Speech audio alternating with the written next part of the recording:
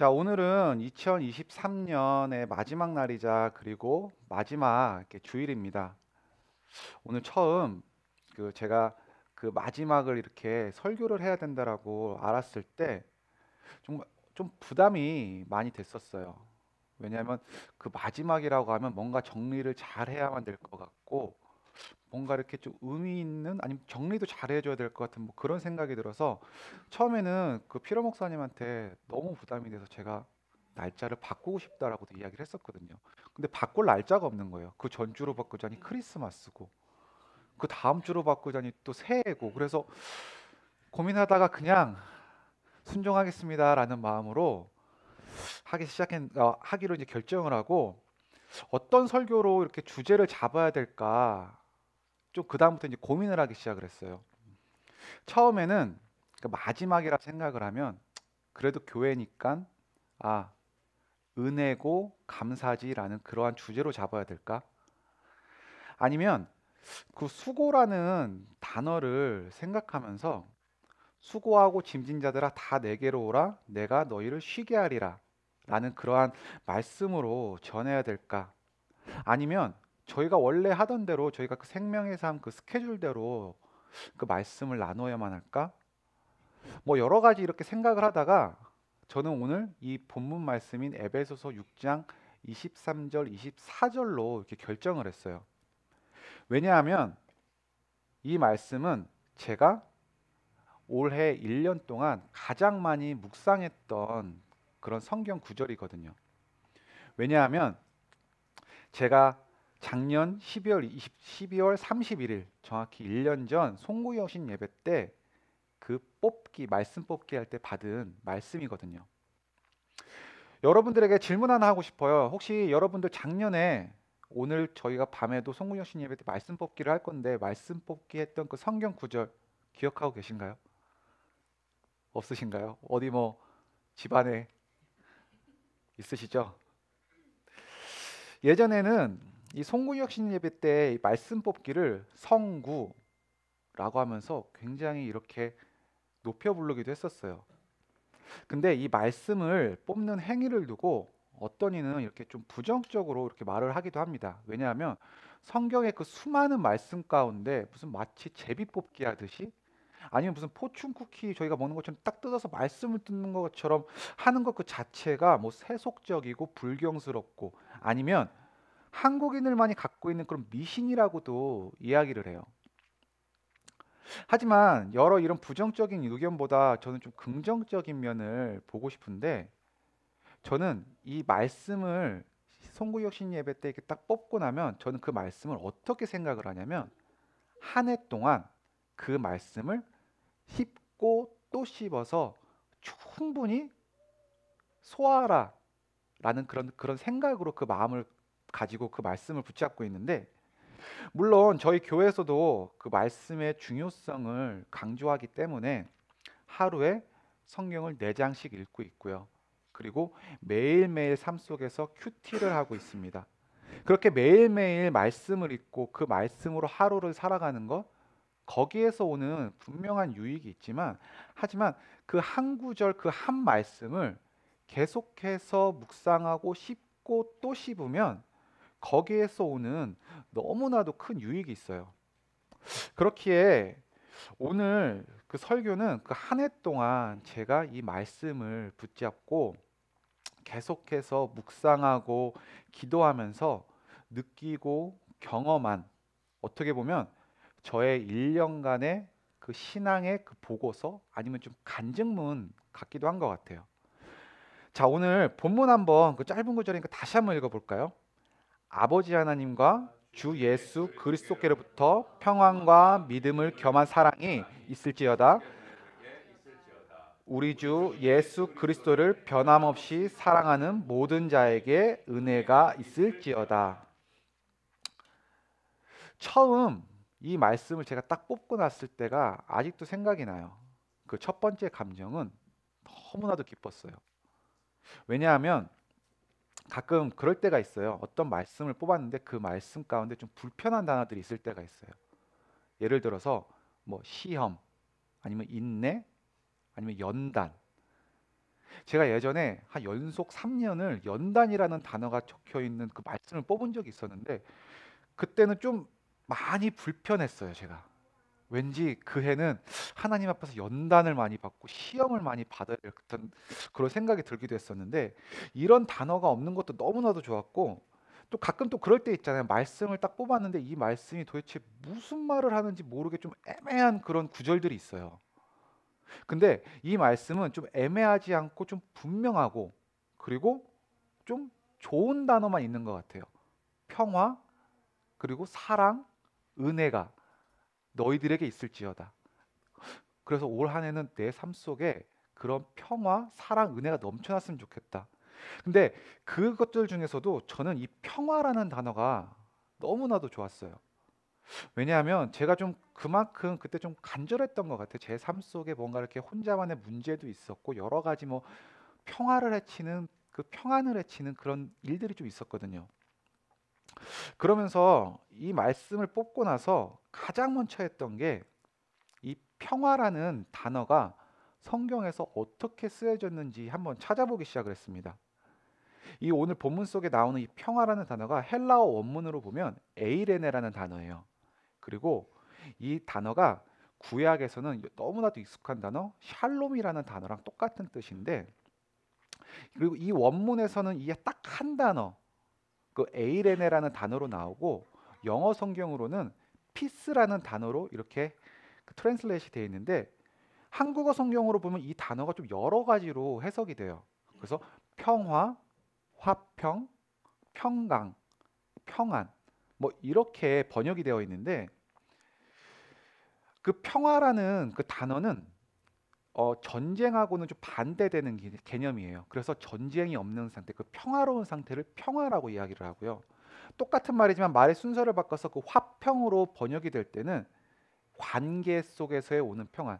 그러니까 나와 사람들과의 대인 관계 속에서 오는 그러한 그 피스풀한 거. 그리고 평강 아니면 또 평안이라고 하는 단어는 내 마음 속에 그리고 내 주변에 불안, 걱정, 근심이 없는 상태에 대해서 이렇게 이야기를 해요. 성경 안에서 이러한 그 사전적인 의미를 찾아보니까 이 단어가 더 좋아졌던 것 같아요. 아, 내 삶 속에 대인관계 속에서 오는 그런 어려움이 없었으면 좋겠다. 내 삶 속에서 나를 불안하게 하고 불평하게 하는 그러한 것들이 없었으면 좋겠다. 여러분은 올 한 해 어떠셨나요? 좀 평화롭고 화평하고 평안하셨나요? 그 평화라는 단어와는 대조적으로 크고 작은 전쟁이 있었죠. 그 전쟁으로 오는 그 영향력이 저희에게 있었고요. 목장 모임 가운데서 나누었던 저희들이 그 기도 제목들만 저희가 생각해 봐도 그 화평이라는 단어와는 대조적으로 관계 속에서 오는 그 좀 크고 작은 어려움들이 있었던 것 같아요. 그리고 그 평안이라는 단어와는 그 대조적으로 어떤 분들은 뭐 건강상의 문제로 또 때로는 생각지도 못했던 어려움이 다가와서 여러 가지 그런 걱정, 근심으로 인해서 저희들 마음 가운데 그런 평안이 깨지고 평화가 깨졌던 일들이 많았던 것 같은데 여러분은 그 이 평안이라는 단어를 생각하면 어떤 이미지가 떠오르시나요? 그 첫 번째 저희가 사진을 보게 되면 네. 혹시 여기 어딘지 아시나요? 네, 이거 여기 세크라멘트인데요. 제가 여기 좀 마음이 좀 불편하거나 좀 스트레스 풀고 싶을 때는 그냥 저기에 가서 그냥 좀 넋 놓고 좀 앉아 있을 때가 있어요. 저는 저기가 그렇게 저기만 갔다 오면 저기는 좀 다른 바닷가에 비해서 거리는 30분 거리지만 사람도 별로 없는 것 같고 저는 그렇게 좋더라고요. 근데 이러한 이미지 그리고 저런 곳에 가게 되면 좀 평화롭기는 한데 어찌 보면 좀 비현실적이고 좀 이상적인 것만 같기도 해요. 왜냐하면 저희는 현실을 살아가는 사람들이잖아요. 물론 어떤 분들은 저기서 뭐 평생 먹고 살아도 괜찮은 사람도 있을 것 같지만 저는 그렇진 않더라고요. 그래서 진짜 평화는 좀 이런 이미지라고 이야기도 해요. 그림이 좀 잘 안 보이시죠? 저게 어떤 그림이냐면 지금 저 새 둥지 안에 어미새가 있고 그 어미새 옆에 아기새가 있어요. 그리고 지금 바깥에는 지금 천둥 번개가 치면서 비바람이 몰아치고 있거든요. 그래서 저 아기 새는 밖의 상황은 어떨지라도 어미새 안에 있을 때 평화로움을 느끼는 거. 어떻게 보면 이런 이미지가 현실을 저희가 살아가는 저희들에게는 어떻게 보면 더 현실적인 것 같아요. 이와 같은 상황, 왜냐하면 언제나 저희들의 삶 속에 태양이 내리쬐고 따뜻한 날씨만 있는 것이 아니라 때로는 천둥 번개가 치기도 하고 어떨 때는 예기치 못했던 그런 사건 사고들, 그런 것들이 저희 삶 속에 다가오는 것이 저희들의 진짜 현실이기 때문입니다. 저는 이 그림을 보면서 성경의 여러 예화 가운데 그 폭풍 가운데 있는 그 예수님이 이렇게 생각이 났어요. 누가복음 8장 22절에서 24절에 보면은 이렇게 이야기를 해요. 하루는 제자들과 함께 배에 오르사 그들에게 이르시되 호수 저편으로 건너가자 하시매 이에 떠나 행선할 때 예수께서 잠이 드셨더니 마침 광풍이 호수를 내리치매 배에 물이 가득하게 되어 위태한지라 제자들이 나와 깨어 이르되 주여 주여 우리가 죽겠나이다. 예수께서 잠을 깨사 바람과 물결을 꾸짖으시니 이에 그쳐 잔잔하여지더라라고 이렇게 이야기를 해요. 지금 밖에는 광풍이 일어서 호수가 지금 넘실대고 있는데 이때 제자들은 주여 우리가 죽겠나이다. 주여 우리가 죽겠나이다. 이렇게 외치고 있는데 우리 예수님께서는 그 가운데서도 평안하게 잠이 드셨다라고 이야기를 해요. 어찌 보면 이러한 모습이 뭐 저희 모습이 아닌가라는 그런 생각을 하게 됐던 것 같아요. 그래서 근데 그 시편 23편 4절에서도 다윗은 이렇게 고백을 하죠. 내가 사망한 음침한 골짜기를 다닐지라도 해를 두려워하지 않을 것은 주께서 나와 함께 하심이라 주의 지팡이와 막대기가 나를 안위하시나이다. 다윗은 그 사망한 음침한 골짜기를 다닐 때에도 두렵지가 않았대요. 좀 전에 봤던 그 제자들은 두려워 떨었다고 하는데 다윗은 두렵지가 않았대요. 왜냐하면 주의 지팡이와 막대기가 나를 보호할 거라는 것이 그런 믿음이 있었기 때문이라고 이야기를 해요. 그래서 그 평안이라는 그 단어에는 그 믿음이라는 단어가 굉장히 이렇게 밀접한 관련이 있는 것 같아요. 그래서 오늘 본문에서 보면 너희들에게 평안이 있을지어다 그리고 너희들에게 믿음이 있을지어다 라는 이야기를 하거든요. 근데 이러한 평안과 이 믿음이 있어야만 평안이 온다라고 이야기를 하니까 뭐 그렇다고 해서 그러한 평안이 크리스찬만의 그 전유물은 아닙니다. 왜냐하면 그 평안은 크리스찬만이 아니라 누구나 원하는 것이 그 평안이고 평화이기 때문인데 설교를 준비하면서 그냥 한번 검색을 해봤어요. 그 평안을 회복하는 법, 평안을 유지하는 법. 그러니까 정말 수없이 많은 영상들이 나와요. 뭐 가령 예를 들어서 어떤 사람들은 그때 뭐 운동을 해라, 아니면 주변 정리를 해라, 아니면 뭐 수다를 떨어라, 뭐 스트레스 하기 위해서 먹고 마시고 뭐 의연한 자세를 길러라, 뭐 정말 많은 것들이 있는데 저도 오늘 아침에 그 설교만 하면은 저는 항상 이렇게 긴장이 돼서 마음이 좀 불안불안하거든요.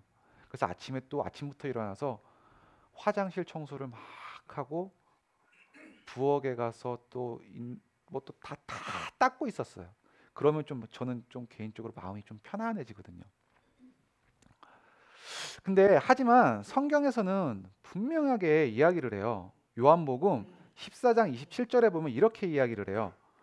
평안을 너희에게 끼치노니 곧 나의 평안을 너희에게 주노라. 내가 너희에게 주는 것은 세상이 주는 것과 같지 아니하리라.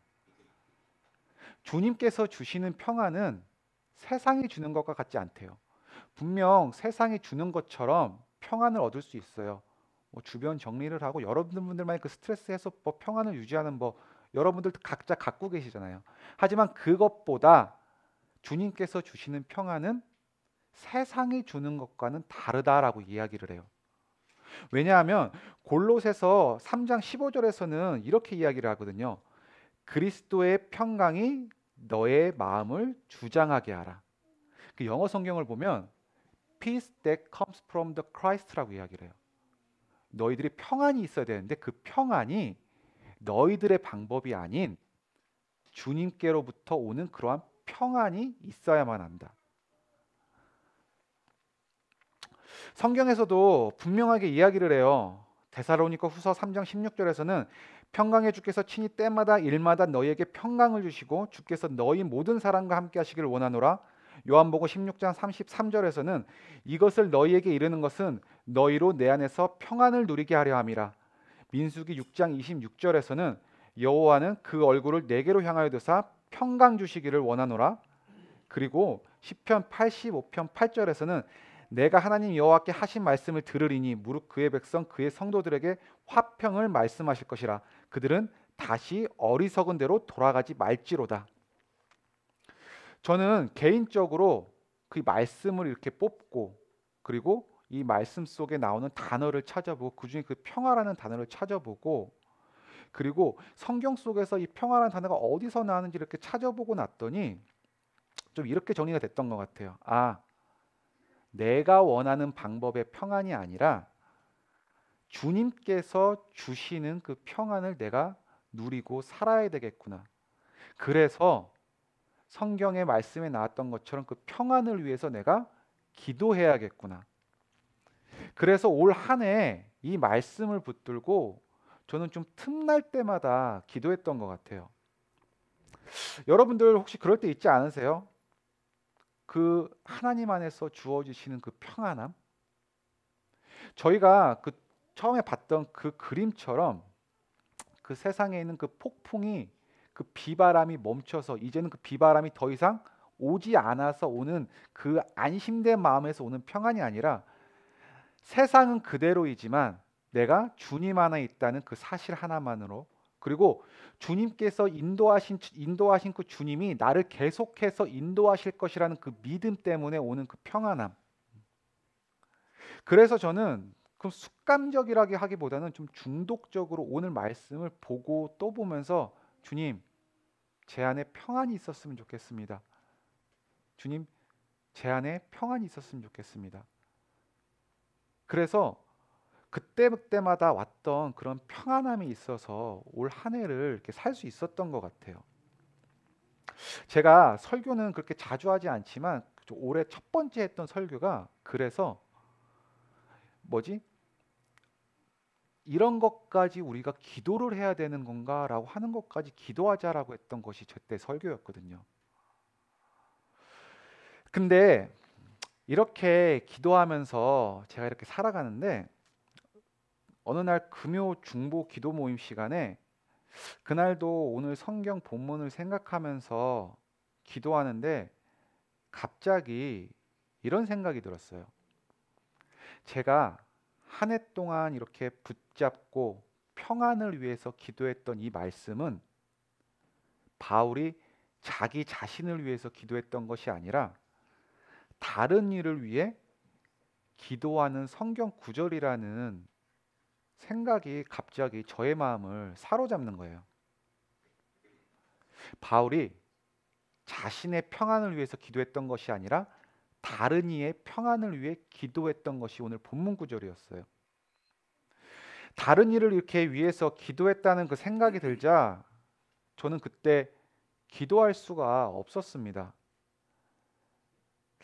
내가 아닌 다른 일을 위해 기도하는 거 뭐 개인적으로 그렇게 그리 어렵지는 않은 것 같아요. 왜냐하면 그날도 중보 기도 모임 시간이어서 교회를 위해 그리고 선교지를 위해 그리고 함께 나누었던 목장 모임 가운데 나눴던 그 기도 제목들을 놓고 교인들을 위해서 기도하고 개인 기도를 하고 있었거든요.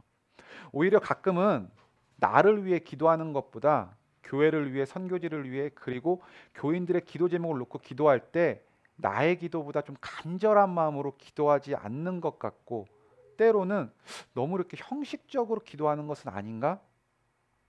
라는 그런 생각은 들지만 내가 아닌 다른 일을 위해서 기도 자체를 하고 말고를 가지고 고민을 했던 적은 그렇게 많지는 않았던 것 같아요. 근데 제가 갑자기 기도를 하지 못하고 멈추게 된 이유는 그날은 저를 정말 힘들게 하는 어떤 사람 때문에 거기서 오는 내 마음속의 그 평안이 깨져서 기도를 하고 있는데, 마치 이 오늘 본문이 그동안은 나의 평안을 위해서 기도했는데 그 사람을 놓고 기도하라고 하는 그 명령처럼 그 말씀이 느껴지는 거예요. 저는 분명 주님, 저는 지금 너무 힘듭니다. 저에게 평안을 주십시오. 주님 안에서 평안을 다시 한번 느끼고 싶습니다. 근데 저 사람을 위해서, 저 사람의 평안을 위해서 그래도 기도를 해보려고 이렇게 앉아 있는데 기도는 나오지가 않고 그 사람이 했던 모든 말들이 갑자기 더 생각이 나는 거예요. 논리적으로 맞지도 않고 어떻게 보면 좀 우기는 것 같고, 막 그 사람이 실은 수만 가지 생각이 머릿속에 이렇게 드는 겁니다. 그러니까 한마디로 정리하면 그냥 너무 싫었어요. 근데 이때 가장 먼저 마음속에 드는 그 성경의 예화가 요나의 이야기였습니다. 여러분들 요나서 많이 알고 계시죠? 성경에 딱 4장밖에 없는 그 짧은 성경인데 내용은 너무 간단해요. 하나님이 요나에게 요나와는 적대적인 관계가 있는, 그러니까 요나가 너무 싫어하는 그 백성들에게 그곳에 가서 회개하라 라고 이렇게 말씀을 선포하라고 해요. 하지만 요나는 그것이 싫어서 도망을 가요.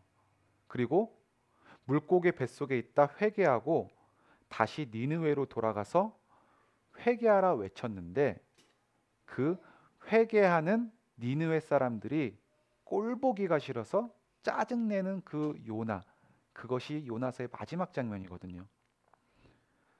저는 요나서를 다시 읽어보면서 가장 먼저 기도해야겠다라는 생각이 드는 게 아니라 어떤 생각이 가장 먼저 들었냐면, 물고기 뱃속에 들어가기 전에 기도를 해야 되나? 하나님께서 나를 물고기 뱃속으로 집어넣으실까? 또 이 나와 관계가 안 좋은 사람이 그 니느웨 사람처럼 바뀐다 한들 내가 그 사람과 과연 잘 지낼 수는 있을까? 아, 저 사람도 평안하고 나도 평안하고 내가 그 사람을 보고 더 짜증내지는 않을까? 왜냐하면 그 미움이라는 게 사라지지가 않더라고요. 결국 그날은 기도를 하지 못하고 그 불편한 마음으로 이렇게 집으로 돌아왔는데, 그리고는 그냥 한 몇 주간은 그렇게 그 문제는 그냥 어떻게 보면 방치해 놓고 살았던 것 같아요. 근데 그러다 보니까 좀 더 큰 문제가 찾아오기 시작했습니다. 왜냐하면 저는 그 사람을 계속해서 만나야만 하는데 기도는 이제 더 이상 하지 못하겠어요. 왜냐하면 그 전까지는 주님 제가 평안을 얻고 싶습니다라고 기도를 했는데 그 기도를 하려고만 하면 그 사람을 위해서 기도하라는 것 같은 그 기도는 안 나오고, 그러니까 더 이상 그 삶 가운데 그냥 적당히 선만 유지하면서 너도 나 건들지만 나도 너 건들지 않을게 라고 하는, 어떻게 보면 그 세상의 법칙대로 살아가다가, 그리고 주일날 교회 와서는 또 찬양하고 말씀 보고 기도하고, 그렇게 어떻게 보면 신앙과 그 삶이 철저하게 이제 분리가 돼서 살아가게 됐던 것이 저의 모습이었던 것 같아요. 이러한 때 저에게 가장 많은 도전을 준 말씀이 있었는데, 요나서 1장 3절에서는 이렇게 이야기를 해요. 그러나 요나가 여호와의 얼굴을 피하려고 일어나 다시스로 도망하여 욥바로 내려갔더니라고 이야기를 해요. 요나가 여호와의 얼굴을 피하려고. 영어 성경으로 보면 get away from the Lord라고 하잖아요. 근데 처음에는 이 말씀을 보고서 좀 이상하다 생각이 들었어요. 왜냐하면 이 말씀은 하나님께서 요나에게 저쪽에 가서 회개하라라고 선포해. 그럼 요나가 저는 그 말씀에 순종하지 못하겠습니다라고 하는 게 표현이 맞지 않나? 그러니까 저한테 하나님께서 평안을 위해 기도했더니 너의 평안을 깨치는 저 사람을 놓고 기도하라. 주님, 근데 저는 그걸 못하겠습니다. 저는 순종하지 못하겠습니다라고 말을 해야 되는 게 맞지 않나? 근데 순종하지 못하겠다. 그렇게 표현을 하는 것이 아니라 하나님으로부터 지금 멀어지고 있다라고 이렇게 이야기를 하는 거예요. 사실 저는 계속해서 주님의 말씀에 순종할 수 없습니다.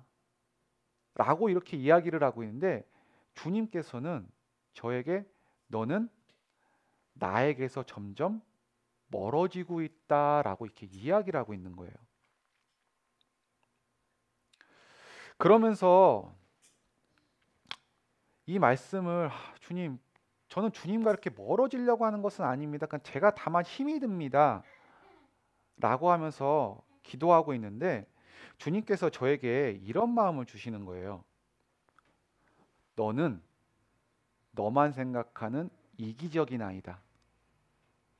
왜냐하면 너는 너를 둘러싼 모든 것이 너를 중심으로 네가 생각하는 대로 변해야만 맞다고 생각하고 평안이 찾아온다라고 지금 계속해서 이야기를 하고 있다. 너는 왜 나 하나님의 중심으로 바뀌지 않고 너를 중심으로만 모든 것이 변해야만 하니? 이렇게 저에게 말씀을 하시는 것 같았어요. 그리고 그 이후의 일은 여러분들에게 정확하게 말해줄 수가 없습니다. 왜냐하면 솔직히 말하면 아직도 저는 그 문제를 가지고 이 안에서 스트러글 중이거든요. 솔직히 저도 자신 있게 하나님께서 나에게 이렇게 말씀을 하시니 내가 기도했더니 그 사람도 변하고 나도 변하고 그 사람에게도 평안이 오고 나에게도 평안이 왔습니다라고 이렇게 자신 있게 말하고 싶지만 아직도 저는 그 얘기를 하나님의 마음이 저에게 주셨지만 그 말씀을 기도하려고 지금도 이렇게 노력 중이에요. 여기까지가 제가 올 한 해 작년에 받았던 그 말씀을 뽑고 그 말씀을 찾아보고 그리고 그 말씀을 가지고 묵상하고 기도하면서 하나님께서 그때 주셨던 그 마음을 여러분들과 함께 나누었어요. 저는 오늘 설교를 통해서 여러분들과 함께 이렇게 나누고 싶은 말씀을 제가 사소한 것 하나까지 기도했더니 평안이 찾아왔습니다. 아니면 알고 보니 진짜 평안은 나를 중심으로 변하는 것이 아니라 하나님 중심으로 모든 것이 변해야만 평안이 찾아옵니다. 라고 하는 이러한 말씀이 아니에요. 저는 여러분들과 꼭 나누고 싶은 말씀은 이 말씀 이 하나를 두고 씹고 또 씹으면서 묵상하고 묵상했더니 그 안에서 오는 그 유익에 대해서 여러분들에게 꼭 전하고 싶어요. 어떻게 생각하면 이 이야기를 하기 위해서 앞에 좀 저의 긴 이야기를 했던 것 같아요. 한 말씀을 씹고 또 씹고 묵상하는 거의 가장 큰 유익은 내가 생각하고 내가 알고 있고 내가 알고 싶은 그 말씀이 아니라 주님께서는 그 말씀 가운데 주님께서 우리에게 알기 원하시는 그 주님의 마음과 뜻을 알려준다는 것입니다. 저는 분명하고 자신 있게 선포할 수 있어요. 여러분들 각자에게 우리 주님께서는 여러분의 그 상황에 맞게 그리고 여러분의 그 성격에 맞게 여러분의 그 능력에 맞게 말씀하길 너무나도 원한다는 사실을 꼭 기억했으면 좋겠어요. 왜냐하면 하나님께서는 분명하게 말씀하셨거든요. 주의 말씀은 내 발의 등이요 내 길의 빛이니라. 오늘 저녁에 저희는 또 성군영신 예배를 드립니다. 그리고 오늘 저녁에 저희는 또 이렇게 말씀 뽑기를 할 거예요. 신명기 6장 6절 9절에서는 분명하게 저에게 이렇게 권면을 해요. 오늘 내가 너에게 명하신 이 말씀을 너는 마음에 새기고 내 자녀에게 부지런히 가르치며 집에 앉아 있을 때든지 길을 갈 때든지 누워 있을 때든지 일어나 때든지 말씀을 강론할 것이며 너는 또 그것을 내 손목에 메어 기호로 삼으며 내 미간에 붙여 표로 삼고 또 내 집 문설주와 바깥문에 기록할지니라. 너는 이 말씀을 마음에 새기고 그리고 언제든지 그 말씀을 묵상하고 함께하라. 바라기는 그 인도하시고 동행하기를 원하시는 그 주님을 기억하시면서요. 오늘 그 말씀을 다시 한번 그 여러분들 마음속에 그 새길 수 있고 또 한 해를 마무리하고 그 시작하는 오늘 주님, 저는 그 주님과 함께 걸어가겠습니다. 주님과 함께 살아가겠습니다. 주님과 함께 동행하겠습니다.